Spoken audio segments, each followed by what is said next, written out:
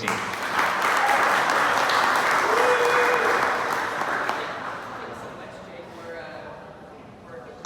Thanks so much, Jake. We're excited to be here with you guys to talk about CBD industry and how it's really evolved over really just the last year here in Austin. In March, we were at 9 shops, and I believe we're over 60 now, so this industry is booming. And we want you to get an inside look from some of your local CBD experts into this industry and how it's emerging, challenges, etc. So I've got a pretty awesome panel here. I'm really happy that all these guys decided to do this with us. So we're first going to talk to Jae. Jae is the founder of MaryJae's. I actually might also ask, how many people here in the audience have tried CBD before?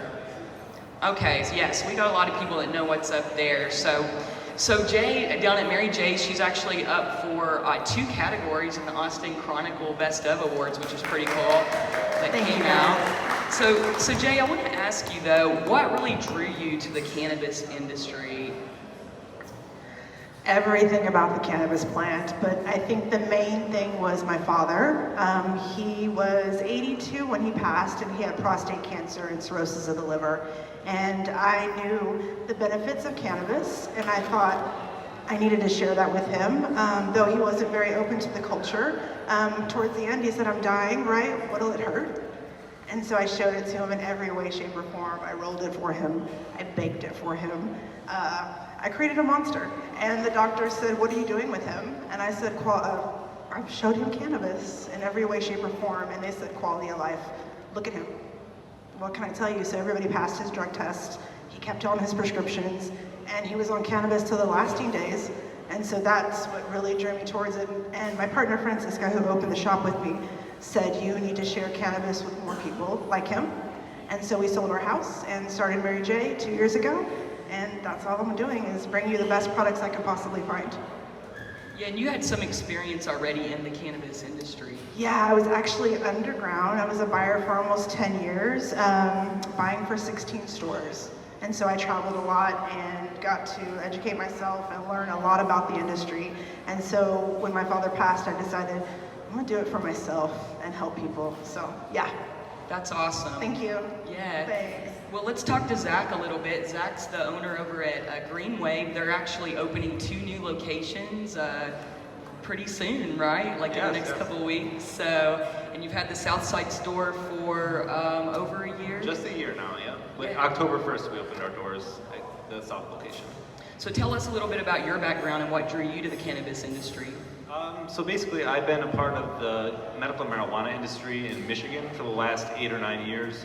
I started out as a caregiver, growing for medical patients that could not grow for themselves.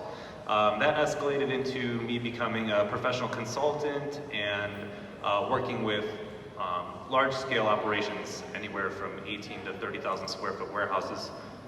So my passion is basically in the growing aspect, and I've known about cannabis my whole life and the medical benefits that it can bring.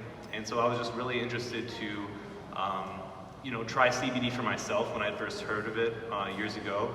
And I actually had given some to my grandfather, who has really bad arthritis, and it was helping him a lot. So I kind of had the idea that CBD might be actually like an even bigger thing than THC could be, and more people could be able to use it, because there's a lot more people that don't want to get high, that have medical issues, than people that do want to get high.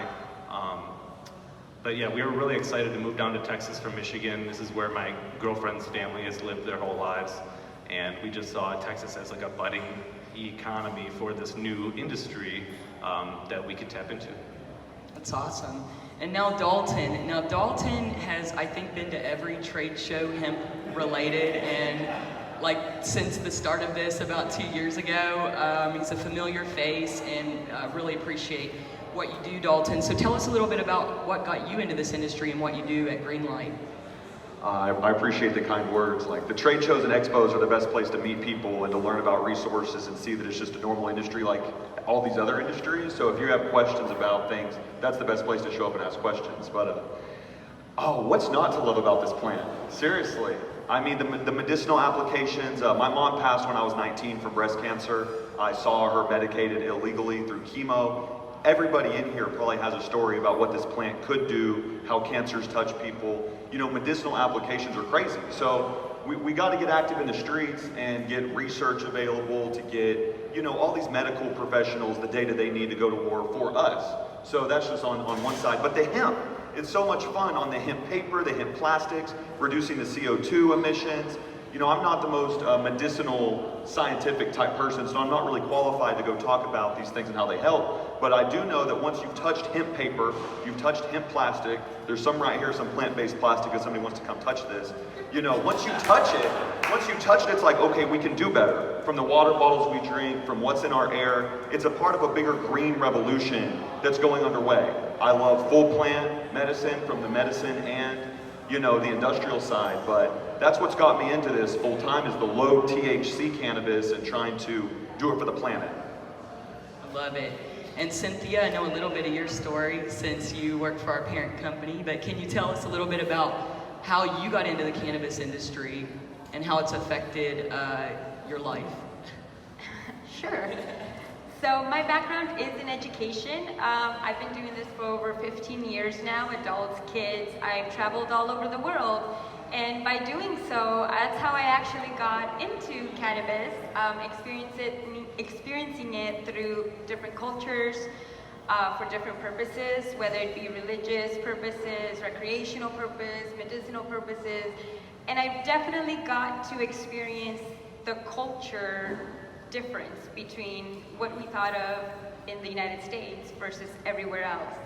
And not just cultural wise, but also economic wise, you know, just a variety of things. And so coming back, I moved to Austin, and I've been in Austin now for over 10 years. I met Leah about when I moved over here, and I continued my educational career. However, a couple of years ago, I kind of decided I needed to change that for various reasons. And talking to Leah, she kind of introduced me to what her plans were going to be going on in her company, which is kind of on the manufacturing side of products. But because of the regulations and everything that was going on, we didn't quite want to get into that, which is definitely something that we appreciate you guys for doing, stepping up and opening up shops beforehand. So doing a bunch of research, again, focusing on education, I realized that we needed to educate ourselves, and especially because a lot of the products and people that we met in the industry who were supposed to be, you know, a shop owner that had the product and could answer a question, really couldn't. So that's when the whole focus on hemp tours came about. So that way we can focus on educating the consumer, and that way, I mean, I can definitely bring my skill set into it. And cannabis is one of the main places right now where you don't even know that your skill set is used. There's almost a need for it in every single way, shape, or form. So this is something that, you know, we definitely want to share with everyone. So hopefully we see you on a hemp tour one day. Yeah. And do you want to tell them a little bit about what your mom thought about our business? So yeah, so again, because of the stereotype, I come from a Mexican background family, and my mom, you know, in Spanish, really the term cannabis is not as used. Usually you hear the word marijuana, and it has a very bad connotation to it. So just when I was making that switch, that was another reason too why I was very hesitant into just, you know, trying to educate people about this plant, because I first needed to educate my family and my parents. And once I realized that, I was like, oh, I might not be the only person that has this issue. So hopefully we are changing culturally as well, especially here in Texas. But now they're okay. Now, ever since everything became, you know, legal and more regulations cleared up, my mom is probably like our biggest supporter. She shares all of our posts with everyone. But yeah, you know, just educating and opening minds. And Jae, if we come back down to you, could you tell us a little bit about how you think that cannabis is making a difference and how it will continue to make a difference in the world? Definitely. So it's in the hands of people that need it. That's number one, right? This plant has so many properties to it that can do so many things. More things than I could even think of. The more that I use it, the more that I see customers coming in with issues and problems and coming back and telling me what's going on, and what it's helping with other things. It's pretty amazing. So, I mean, it's the whole plan. I'm excited for everything. Yeah. The sky's the limit. You already know. And Zach, what are your thoughts on that, and maybe some of the other cannabinoids as well? What's happening with some of that? So yeah, there's still more research being done, obviously, on the other cannabinoids. But what we've known, what we've been seeing in store at least, is that we're having customers come to us looking for more products with CBN and CBG for different various reasons. CBN for sleep and things like that. But people are really learning more and more about the full spectrum and the way that the cannabinoids are working with the terpenes and how that affects your body differently than if you're just taking the cannabinoids on their own. So really, we're seeing an expansion in user knowledge, I guess, because there's been more and more information getting out there, and that's obviously because of the growth of the industry itself, I guess. Daulton, what do you think? How's cannabis going to change the world? Oh, that's a loaded question. It's fun. I guess it depends on how much mankind lets it. Opening up the regulations, doing what's right with, a lot of people don't like federal legalization talk, but everybody needs to be focused on that right now, because we're not even at a point of interstate commerce. We're not at a point for global transfer. The whole world's sick. This isn't just an Austin thing. It's not a Texas thing. This is a global conversation happening simultaneously that the internet proves in different continents and different countries. So, I mean, I'm dreaming of a world that's completely plant-based. I want Charmin to be using hemp paper on toilet paper. Until that's happened, I think there's a lot of work that needs to go be done. But, building materials, there's not a lot of society things that we consume that this plant can't help with. So hopefully that's where we're at. Who knows though? Yeah, especially in building materials, generally it's been a slow adopter because of the price point of new technology, but the hempcrete is at such a great price point. We're actually seeing traction in the market for some of these construction materials, which I think is exciting for sure. Well, there's a lot too, a lot of the trash, people can use all different parts of the plant. So whether it's post-extracted or whether it's trash, a lot of states make laws to where after it's extracted, you have to go turn it in, or if it's hot, turn it in. These plants can be used for other things. So it's like people joke about it being like the buffalo. So if there's a large amount of hemp, somebody can find some use for it, even if it's for free. Yeah, absolutely. And Cynthia, anything you'd like to add in on this conversation as well about the future? Yeah, I mean, basically kind of what I said before. I've seen it used in different parts of the world for various reasons, and I think one of the biggest impact in the States has always been the decriminalization of it, making sure that laws affecting anybody as small as, a dealer illegally to somebody that's manufacturing something, and kind of put that rhetoric out there that, laws are changing, times are changing, we need to go back and do a lot of reform. So once that happens as well, I believe it'll be more acceptable in our full society. And coming back to you, Jae, this industry, a lot of people want to jump in it with 2 feet very quick, because we hear it's kind of like the gold rush right now, but we know there are definitely challenges that retailers face. Could you touch on maybe some of the challenges that you've had being a retailer in this industry? We've had many. We're going through one right now. They took our credit card processor. So this is just something that happened. This is probably the 4th time. You just do your research and you get back down, and you got to do hard work. You never stop. From law enforcement to credit card processors to banking, there's tons and tons. But for us, I think the number one thing is banking. For sure. Yeah, for sure. And we think there's going to be some loosening on that, but basically, according to the FTC, this is still a controlled substance because Right. The 2018 Farm Bill hasn't been fully implemented. So until that happens, we're really seeing more banking issues now, I would say, than last year. Definitely. And the crazy thing is when it's happened before and they called and they said, hey, we're going to take your credit card processor, as of today, you're like, well, what terms, what did you see, what's going on? And they're like, well, we just kind of think that maybe you're doing this and you can fight it. You said you can't prove it. Well, this time around they said, it looks like you're selling CBD, and the town likes you. You got some good reviews and it looks like you got good products, but we can't have you guys on our credit card processor. So they were like, great job, but we can't deal with you. So but somebody else will. So on to the next one. Yeah, that's Yep. it. I'd seen the joke that you haven't made it until your bank account gets shut down overnight. So, I mean, that's the truth out here. And maybe your Instagram too, right?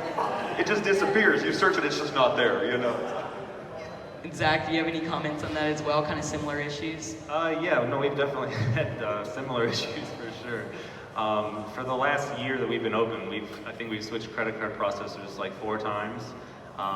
You know, I had a Bank of America bank account originally. They shut me down because they had realized I was selling CBD products, which I do think a lot of those issues are kind of solving themselves. Maybe we can talk after this because I just got new processing and banking services in Austin. Yeah, okay, so maybe we're talking to the same people, yeah. So that's a good thing. So another issue that we've had, issues with like environmentally friendly packaging. That's a huge issue in the cannabis industry. You know, sometimes we're at an odds where like, you know, what do? You can only do so much. You know, when you're selling certain products, you just have to package them in a certain way and it's not always going to be able to be recycled. But I am looking forward to the new hemp plastics and things like that that people will be able to use in the future. Another issue that we've come across is obviously the restrictions on THC content. THC is super beneficial to be in the products, and I'm glad that it's not at 0%. But you know, growers and extractors are having a really hard time with sending out their raw products because most of them are coming out at around 2%, 1% THC. And there's ways to get it under that by liquid chromatography and things like that, but it's such a tedious process. And you know, the plants that they're growing, they're not marijuana plants with high THC content at all. They're just high CBD plants with low THC, just like they're supposed to. But you know, just these 0.3% rules are really putting a hinder on a lot of people's products, especially mine when I have to manufacture my products, and just to get to that fine 0.3 line after the manufacturing is over with, it's kind of difficult to do in some situations. Yeah, for sure. It kind of goes back to what some of the farmers have said as well, that, you know, it's sort of difficult to regulate a plant. Like in a field, if the end product was regulated, that would make a lot of sense, but, and you know, that's not the state of Texas, that's USDA, and just some of the deals that were made for us to get to this point. So maybe in the future we'll see the plant be able to grow by itself without hindrance. I actually did see somewhere, and actually, forgive me for forgetting the reference, but I read somewhere that, I forget which country this is, they're going to be implementing like a 1% rule for the amount of THC allowed in plants, and I really hope that the United States takes a look at that and thinks about adopting the same rule. Yeah, I believe even El Salvador just adopted that, right? It was a 1%. Yeah. Ecuador, Oh, sorry. okay, yes, that's it. Yeah. And Cynthia, maybe we could go to you and sort of get into a little bit of the misconceptions people have about CBD.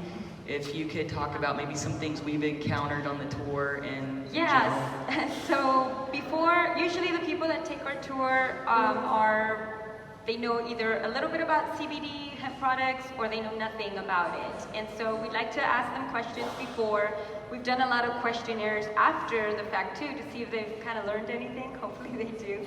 But yeah, the primary thing is that everybody thinks it's either a miracle substance that's gonna fix the world or fix you, or it's the opposite. It's like the snake oil of cannabinoids, you know? It really doesn't do anything to you, it's just a big hype. So that is a drastic, those are drastic numbers that we definitely see about people. And so we definitely have to explain to everybody that CBD is just one part, it's just a part of the plant, the cannabinoid part. Also, CBD doesn't get you high, you know, that's why the THC is the one that's being regulated, not the CBD content, because that's the actual psychoactive portion of it. And then after that, it's the dosage, you know, how do I take this product that's in an edible form, it's in a bathtub, a bath bomb in your bathtub. Yes, don't take bath water. sounds amazing. Yeah. In your drink, and you know, there's just so many variety of ways, and so that's probably the biggest thing, is that learning what it is, how it can help you, and the dosing, you know, how it can benefit you. It's definitely going to help you, but it's not, again, the miracle drug that's just going to fix it all, depending on your illness. Do you guys, Jay or Zach, have anything to add into that as well on some misconceptions you see additionally? I was going to agree with her. A lot of people come in, they're like, I don't want to get high. You know, this is not what I'm looking for. And I think that's the first thing. What is this? Or when I'm out and about, they're like, what do you do? And I tell them, they're like, oh, so you're a drug dealer? No, I'm not a drug dealer. People come in, like, I'm ready to get fucked up. I'm like, you're in the wrong store, right?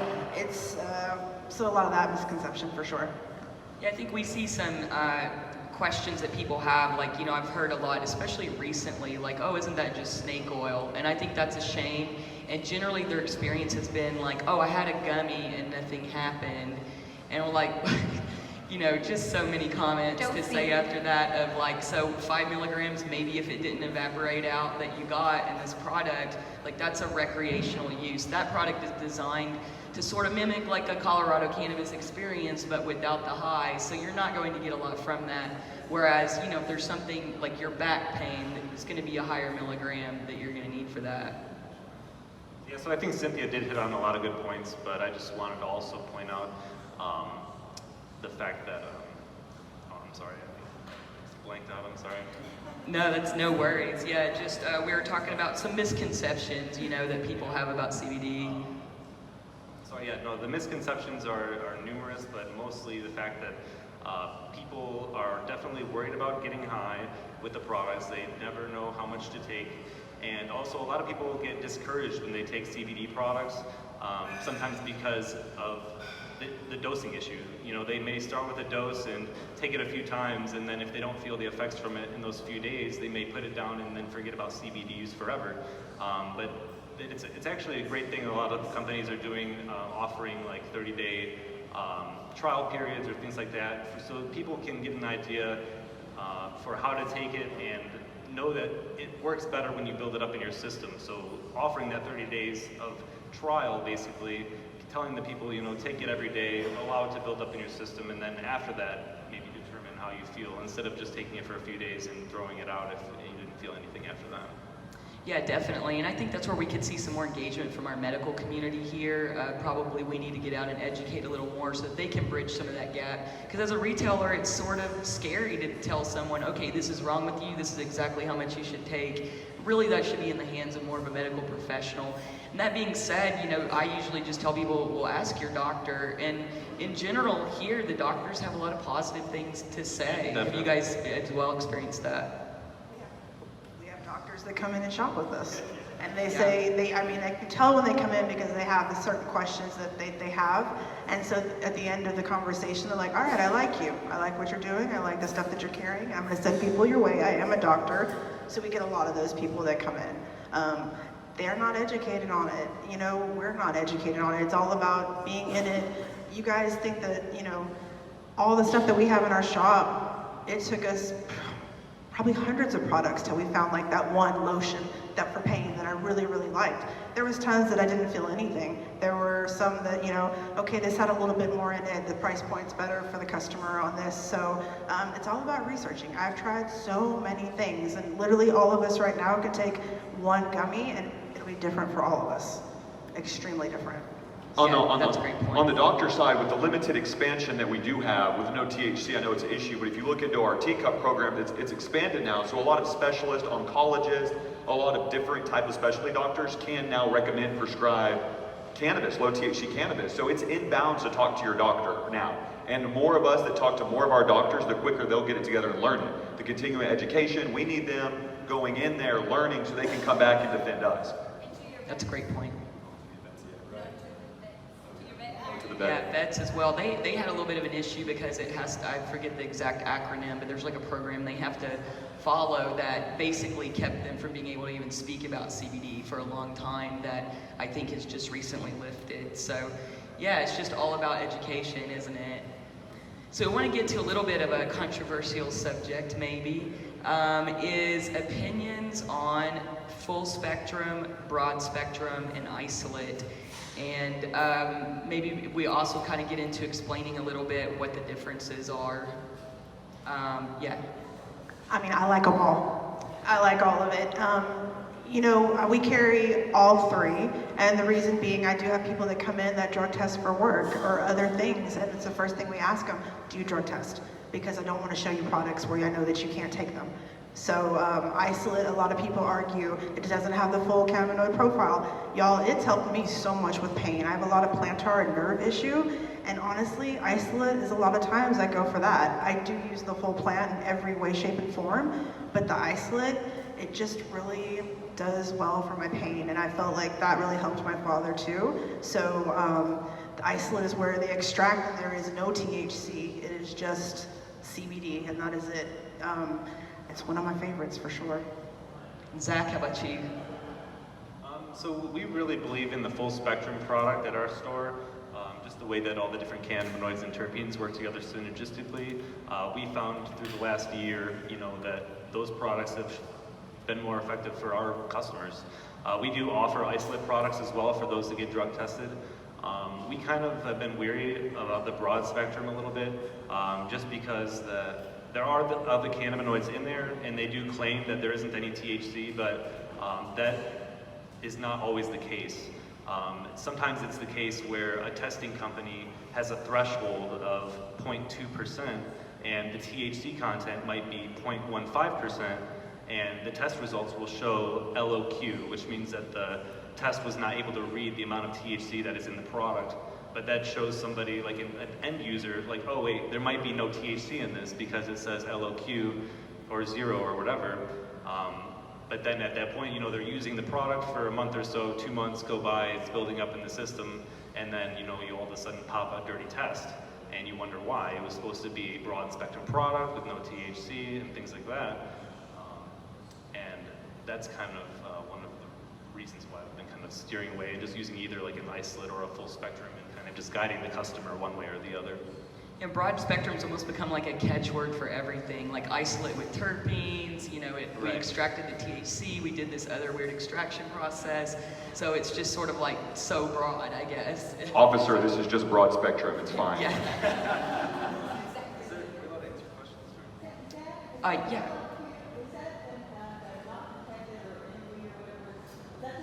ND or LOQ would be the same. And what do you think there? Well, it's interesting. I'm not on the clinical or medicinal side, so I just know what I know. Just personal opinion. Full spectrum, all parts of the plant. Once you realize that this government, in 2015, Texas government said that it helps kids with intractable epilepsy, full medicinal value, we can't limit any part of the plant. So parts of the plant might not be for you, but until all this research is conclusive, it would be negligent to not think the whole plant's therapeutic. Parts of it already have been proven to be therapeutic. So for us to stop the train, once I found out there was like an inside war, big THC versus big CBD, then you start to ask questions about, wait, who's trying to limit the healing of our bodies? So just ask questions and stay vigilant. And Cynthia, what's your opinion on this subject? I'm going to agree with Daulton that definitely full spectrum is going to be my choice all the time. But in part of educating people, we just let them know all the options, what's out there, and then you just kind of have to make a choice, depending on what's your lifestyle, how you want to proceed with a certain product. Some products are made better with full spectrum products. Some products are made better with isolate. So it's just a big difference personally, but full plant all the way. I like to compare it to, like a multivitamin or, like a really strong vitamin C. If you're getting sick, you're gonna take the potent vitamin C. So for certain things, isolate, can really get you there for a good price point. But of course, for overall general wellness, you're gonna take a multivitamin, kind of like you'd use a full spectrum, in my humble opinion.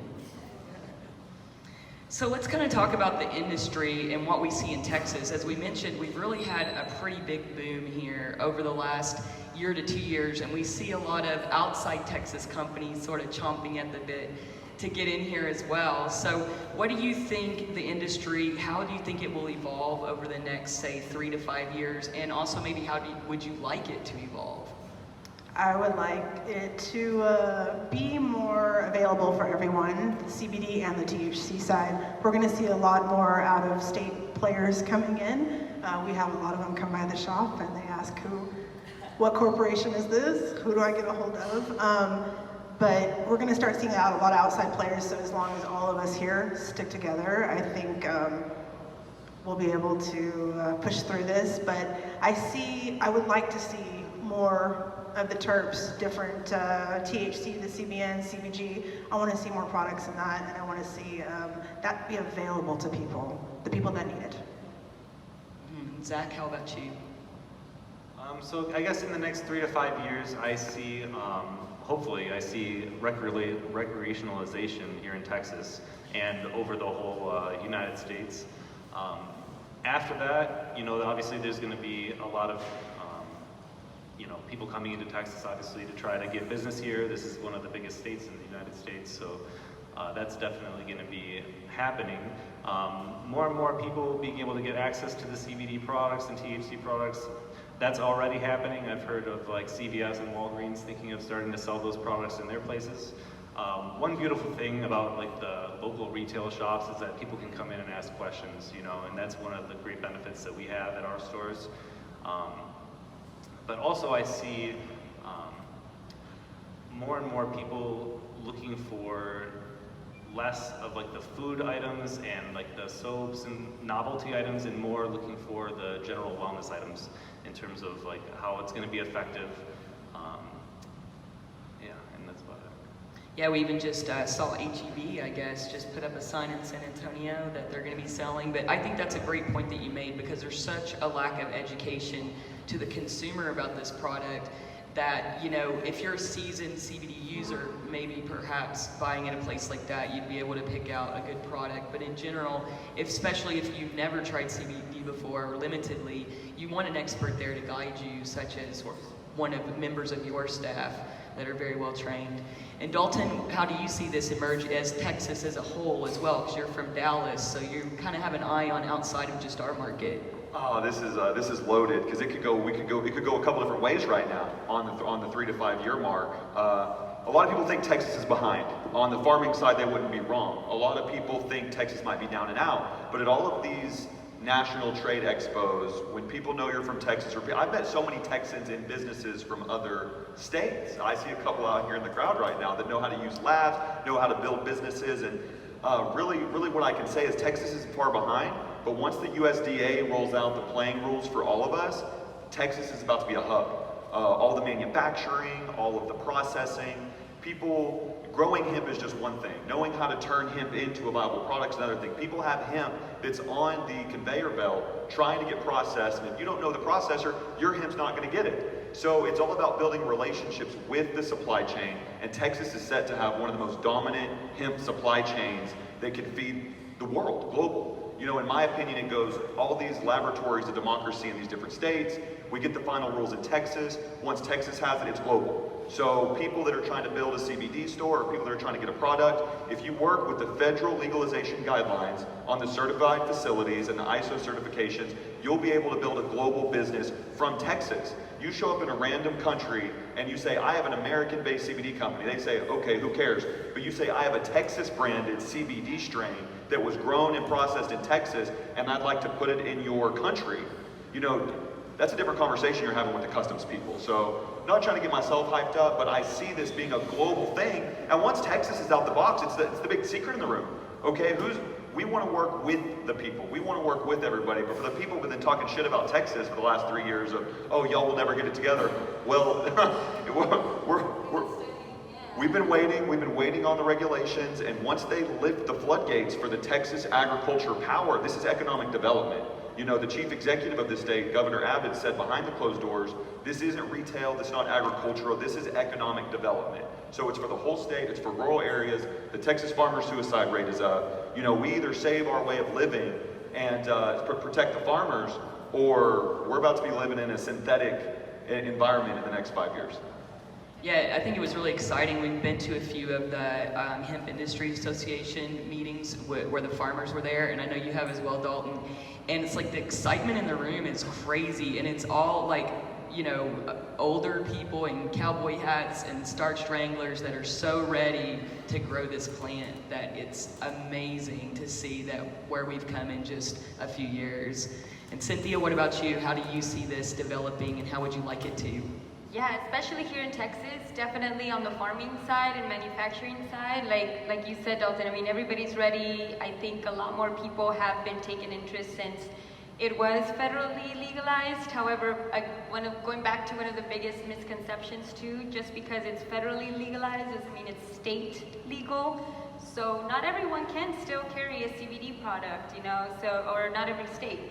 But I definitely hope that within the next 3 to 5 years, that's all going to change, and every state will now, you know, allow for even these products, and a lot more research. I hope that research is going to be the fundamental push of how this is going, both in the economic research and the manufacturing research, the wellness of it, the portion, like all of that is just going to boom. But unfortunately, we just need to change those laws first in order to do that, because if not, nothing is valid, and if it's not valid, nobody wants to jump in. So hopefully that can change. Otherwise, we will not be visiting Idaho anytime soon.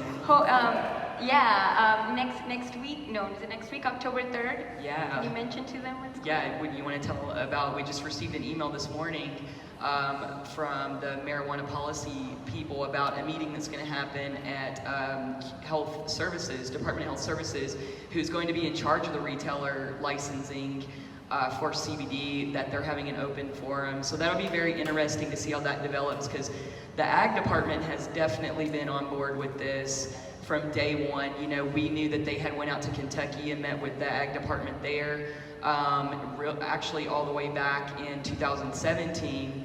So we sort of knew a lot of things were coming that were going to be modeled on that. And they've just been an amazing resource. You know, they take every phone call and questions about the product. So now we have to see how this other department deals with retailers, but in general, it feels like the environment is very welcoming at the state level. Do you guys kind of agree with that? I do. Yeah, and especially here, obviously, in Travis County. Yeah. I mean, it's for the farmers. If you look at what happened with the House Bill 1325, it went unanimously through the House and the Senate. You have some people angry, you have some people picking, but again, it's economic development. It's here. Everybody that's been waiting to get into the game, I would say it's still early, but now's the time. Now that we have the 2018 federal bill and we're imminently waiting on the USDA, once you see the USDA drop the new guidelines, it's on for everybody. It's no more, how long should we prepare? Let's go get on the phone. No, it's game time for everybody. The big money and investment companies, it'll be safe to park their money in the Texas hemp industry. They've just been waiting to park this money here, and it's out there, and they're not hiding. So, you know, it's time to move on it. Yeah, I absolutely agree. And we hope that happens sooner rather than later, which it looks like it's getting a lot of, both the FDA is getting a lot of pressure and USDA to get these things done. So, you know, they have to work within their guidelines. I don't necessarily think anybody is like anti-cannabis. Well, obviously there are anti-cannabis, but not anti-CBD. It's just more of laws that have to be followed and procedures to get all this in place. So talking to maybe some that might want to join the industry, that might be in the room here with us, Cynthia hit on a great point that there's so much need for everyone. I mean, from engineers, you know, there's architects specializing in cannabis. All of these things are going to open up as the laws open up here. So what's some practical advice, maybe one piece of practical advice that you would give someone wanting to enter this industry? Definitely enter it with your passion, meaning make sure that what you're going to be doing is not something that you left your job that you hated for to do that in this other industry. You know, it's definitely something that you need to utilize your skills, and it doesn't have to be straight to retail too. You know, keep an open mind. Hemp Tours is not a retail. We do not sell products. We, in fact, you know, are trying to educate consumers, educate businesses, put them together. And we're still having the same issues that retailers are having. Yeah. We still get declined for banking and advertisement and all of that. So just keep an eye on the future of it, you know, kind of follow a lot of the other states, see what other businesses are there, and see what isn't here. Because like we said, there's 1 in 60 right now, retails. I don't know if you want to jump in on that here in Austin. So just keep your mind open. Jae, let's go down to you, and what advice would you give for someone? Stay true to yourself. That is it. Stay true to yourself, do what you believe in. If it's something you're passionate about, skincare, hell, if you love trimming, if you love designing, if you love, it is everywhere, open to everything. But stay true to yourself. That's all I can say. Zach, how about you? One piece of advice that I would give is probably to never stop doing your research. Basically, the industry is always evolving and changing, whether it be laws or the language of the laws or any of that. So the technology. So always continue to do your research. There's always more to learn. There's always somebody that knows more than you. So find a mentor maybe, or anything along those lines. But definitely keep researching. If you're a manufacturer, there's going to be research to be done in terms of all the restrictions and regulations. If you're a retailer, there's going to be research to be done on, just being a salesperson and things like that. Especially for me, I mean, I jumped into this business with no sales experience previously, and I just had to kind of learn as I go. Yeah, absolutely. And Daulton? I mean, this one's loaded. This is something I'm really passionate about, is trying to find ways for other people to enter the industry, because the more people enter the industry, the more we can kind of get it done. You got to go network. You got to volunteer. You got to meet people. You got to ask questions. All of this. There's actually a humming hemp industry of Texas if you know where to look. There's a current, like an ocean current. You're out there swimming in the ocean trying to find where it's going down. All of a sudden you see it going down. And you're like, okay, that's what we need to do. I would stay vigilant. This industry is bringing up a lot of, I don't know the politically correct way to say it, like the worst type of people in the world. Con artist type people that have been bounced out of other states. If you get bounced out of Washington or Oregon, why not show up for Texas to help them bring it in? You already have practical skill set. So stay very vigilant about who's doing business with you. Ask for references on somebody that's putting an RFP in front of you. Find out who you're dealing with in the experience. Last thing, I love history. I'm like a big history nerd, but I think there's something to learning the history about this plant. For anybody coming to try to come in to capitalize, to build generational wealth, which is very much so for grabs right now, you got to find out what this plant's done to people, who it's incarcerated, what wars have been fought over this thing. Because if you don't know the history behind it and you get caught in the wrong spot, that's not good. You got to pay it forward. This plant is for everybody. It's not about one person inventing this. Go look at the patents the government has in 2003 talking about people trying to take this plant. If you get selfish and you get greedy trying to take the medicinal properties of this plant for yourself or your business, the industry, that's not going to fly. So, I mean, maybe it will some places and some corners, but you really got to dig deep and stay true to yourself, like you said. It's going to be a journey. And this is an everyday journey, 12-round fight. Everybody's exhausted. Like, there's a physical cost to all this. People, want to sacrifice to learn about these things. It takes a serious commitment. So have a good system, ask questions, and be ready to learn, because this is everybody's students 24/7. Yeah, we were talking about that when it comes to education, that it's so important to be educated yourself by really like a curriculum. And in this industry, it can be a little bit hard to find that because they're just sort of popping up. And some of even these education courses online are not really as accurate as they could be that we've run into. There's some curriculum out there that hasn't been updated since like 2014. Yeah. And it's cool if you're trying to build up your LinkedIn and you're trying to say, I'm certified, go look and see who writes the It's inbounds to email who wrote this curriculum. Find out who's writing it, what is going on. Why spend $700 and a bunch of your time if you don't know what is going on? Now the education's good. I'm not saying don't sign up and go learn, but if you don't know who's teaching you, you're pretty much just indoctrinating yourself for fun. Yeah, and there's just so much misinformation out there, even on the manufacturing side, that, it's like you can look into other industries and see where these things have been applied. And sometimes that's the better way to learn, even in extractions, is to look into, other industries that use the similar extraction methods, because it's like you hear so many opinions on base oil and all of these things. So going out there and finding a real educated source of education is definitely very important. Yeah, that's probably been one of the hardest things, trying to put together credible information. We don't want to just say, oh, CBD is good for you, take it. No, we want to explain your system, how it works with your body. But at the same time, we also want to be credible and show you the resources where we get it, and that's been hard.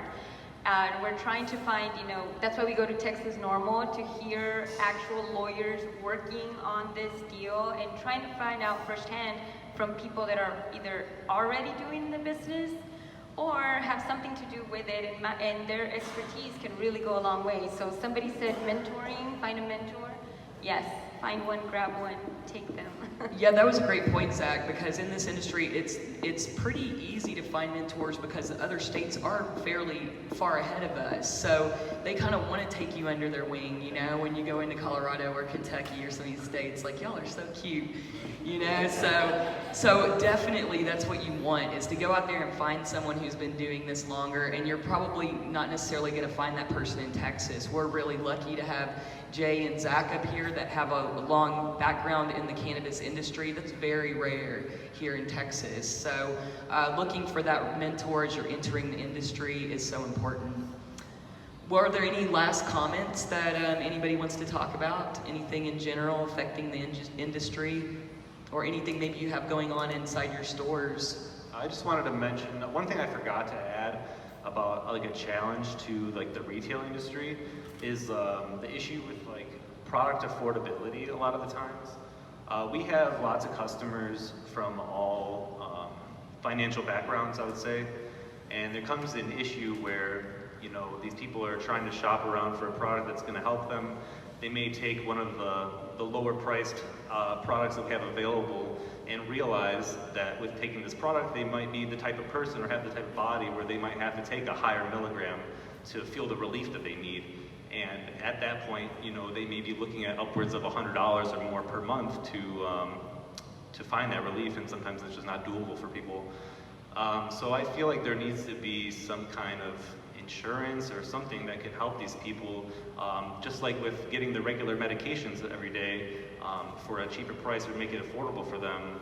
The CBD should be the same way, I think, because it does help so many people, and it's sad to see some people not being able to get the relief that they want, you know, because of money. Have you guys seen any of the prices start to come down because of sort of some of the isolate crash and all that? So yeah, I've definitely seen the prices of like the raw materials go down recently. yeah, I think, you know, the thing is the retailer's overhead is going to stay the same. So probably to the consumer, we're not going to see a drastic reduction, but hopefully a little bit of pricing that it can be a little more affordable, because that's definitely a big issue for people. I would, yeah, I mean, the prices, it's the price points, it's a lot of things. Real quick, our website's not up, so Greenlight Events, you know, it's kind of hard to explain what it is that we do, but we're an audio visual presentation services provider. You know, we want to help bring your event to life with audio visual equipment, elevate the experience of the event, that's one thing. Separate from Greenlight, we're working on an environmental sustainability conference inside of EarthX. So EarthX is it's the largest environmental sustainable expo and conference, I believe, in the world, and we're helping them do a hemp pavilion. So I've been contracted to help bring a hemp pavilion together in Dallas, Texas in April 2020. So there's a lot more details that will come out on that, but that's something I'm involved with personally outside of Greenlight. And if you're looking to meet a lot of the hemp community, or you're looking to talk about sustainability, hopefully we have some good packaging by then, you know, because it's real easy to preach, oh, hemp packaging, but if we can't give good price points to the business owners, that's just up in the cloud. So be lookout for that, EarthX Hemp and the EarthX Pavilion in general. It's an amazing place where you meet a bunch of like-minded people that are all, you know, environmental type, open-minded people, which I'm sure if you're in this room, then you're willing to have those conversations. And don't be afraid to show up to any events. You know, Texas Normal is a good spot. Just look on meetup.com for anybody throwing cannabis events. Ask questions. If you're really interested, hit MJ BizCon in Vegas. You know, go hit a national trade show, walk around, and see that this is business as usual. This is normal. This is not, oh, Texas, whose grandma's going to find out? Like, nobody cares. These businesses are coming to Texas, whether we like it or not. And if you want to play a part in this, which I mean, I know I desperately do, show up, ask questions. But just don't try brownie day one at MJ BizCon, right? You gotta be careful out there. Watch the samples. I did want to invite everybody to MaryJae on October 27th from 6 to 9. We're going to be doing a 2-year anniversary, and there will be CBD samples for everyone. So if you're curious, never tried it, come by. We're doing a collab with Black Sheep Lodge with a drink with a CBD option or not. So come by, try it out, sample it. Definitely. That sounds amazing. It's gonna be fun. Yeah, so we're actually having an event later tonight. The panel, all of us, I think most of us will be there. If you want to talk to us directly or anything, we're going to be at Lazy Days downtown from 4 o'clock and on. And basically, kind of sad news, Lazy Days will probably be closing up their shop, and I don't know if anybody knows about Lazy Days or has heard about it or been to it. Yeah, I know, it's a great spot, so try to check it out. Today will probably be their last day. Yes, on San Jacinto and 6th Street, yeah, 7th Street, yeah. So yeah, check us out. We'll have a little bit of, oh yeah, Lunar, local artists will be there too, so. Yeah, and that's the Lazy Days of the franchise. They're staying open. It's just this one location. A little bit of, well, very sad news. Our office is located across the street, and we absolutely love the place. So, come out for their last night. We hope to send them out with a bang and a big flow of cash coming in on some drinks. But we will be hosting an open bar 4 to 5. So if in between sessions you want to check that out, that'd be really cool too. Kind of one of the first casualties of, for the local industry. So we hate to see that happen because we want this to be strong. And I think so far we've really seen that. On the tour, we require every retailer to have COAs. We require general liability insurance. We require them to have all natural ingredients in the samples that are provided. And we want them to really care about this industry. That's what we look for when we sign up a retailer to be a stop on the tour. And in general, we see that most retailers in Austin are all about all of those things. And I think that's a good sign. Very rarely do we walk in and meet, like, what's a COA? It may have happened once or twice, but in general, people, and then that's where we're there to bridge that gap of this is why you need this. So we think that people are really, our local community is in it for the right reason, and that's why we are leading the way with so many shops. I think probably per square foot, San Antonio does a little bit more just because of their demographic. How many shops did you say that there was? There's over 60 now in Austin. These are dedicated CBD retailers. So this is not including food and beverage shops as well that also carry CBD. So. But I think for all of us, it's to keep that consumer education curve going like this. So as more shops are added, more consumers are added as well. Is going to be the key here. So when you hear your friends and family say like CBD snake oil, we need to ask them, well, what product did you try and they why need do you to go think on that? the tour and try many products and then find out, and then they can do it. So yeah. Yeah, because we really see, we've seen drastic impacts, all of us in people's life. And I've been impacted as well. I hadn't slept well in years, and the first time I tried CBD, I had the best sleep that I've ever had, and I'm a 25 milligram gel cap a night person. Does anybody else want to comment on just their personal, what they use? I use it all. I have gummies at night, I roll up at night and smoke that. I might have some tea and put some tincture in that. I literally use it all. And you guys, like I said, I have a lot of plantar issue and pain in my feet. Being in retail, being on my feet 24/7, I have to have something. So yeah, I use all of it. For me, my favorite product that we make is definitely our vape cartridges. It allows me to be able to keep it with me all day, and we add terpenes to them as well. So like the Blue Dream flavor that I have with me today, it's really great for anxiety and just like keeping me like uplifted and creative throughout the day without it being too like bogged out. But yeah, that's definitely my favorite of the vapes because of like how quick basically the effect comes on, and I can definitely like feel it working when I use it. I'm with Jay, I like it all. But I would say be on the lookout for the pain cream. I see the AARP since my grandma magazine, like CBD oil's been on the front of it each time. The arms race and the topicals is how quick it can activate, right? So if people are saying, hey, try this topical, tell them to put it on your spot. And if you don't, the race is to see who can get the feeling going the fastest. So if you don't feel a note, this isn't like the tincture where you might have to wait a few weeks. Try some topicals. Arthritis pain is serious. I got damn tendonitis up here from plugging my phone. The real topicals help. So some of the topicals are BS, but you need to search for that product, because if you've got an older person in pain, we got to help them. It's not just one and done product. Try the right ones. Do state registered lab. See what the deal is, because don't just put it down and say it's snake oil. Like, these things work for a lot of people. So if you know somebody in pain, it's worth making sure they have a viable product. Yeah, and the nano-emulsification stuff is really fascinating, and the bioavailability on that, and especially in the topicals. Yeah, same way. I tried a lot of products specifically from the tour, but also, you know, personally, we want to make sure that, you know, we're not just passing out snake oils. And so with me, I definitely prefer oil tinctures, sublingual. There are different ways. At the moment, nothing crazy is wrong with me, on wood. And so I don't necessarily feel that I need to take everything all the time. So it just, you know, work for your body, but definitely for me, sublingual oils.